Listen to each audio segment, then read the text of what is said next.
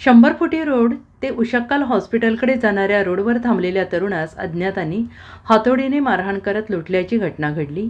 अज्ञात हल्लेखोरांनी तरुणाकडील महागडा मोबाईल आणि रोख रक्कम असा एकूण 32,350 रुपयांचा मुद्देमाल लंपास केला। सदरची घटना ही शनिवार दिनांक 30 मार्च रोजी दुपारी 4:15 वाजण्याच्या सुमारास घडली। या प्रकरणी जखमी प्रशांत जंबू पाटील वय वर्ष 27 राहणार इनाम धामणी याने विश्रामबाग पोलीस ठाण्यात फिर्याद दिली आहे। याबाबत अधिक माहिती अशी की जखमी प्रशांत पाटील हा आपल्या कुटुंबियांसह मिरज तालुक्यातील इनाम धामणी येथे राहतात।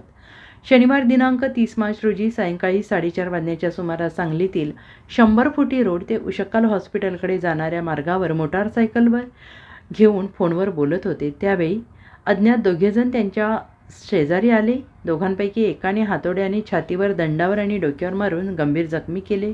प्रशांत यांच्या खिशातील ॲपल कंपनीचा 32,000 मोबाईल आणि रोख रक्कम असे एकूण 32,350 रुपयांचा मुद्देमाल काढून घेत दुचाकीवरून पलायन केले। घडलेल्या घटनेनंतर जखमी प्रशांत याला उपचारासाठी दाखल करण्यात आले। या ठिकाणी उपचार केल्यानंतर प्रशांत याने विश्रामबाग पोलीस ठाण्यात फिर्याद दिली।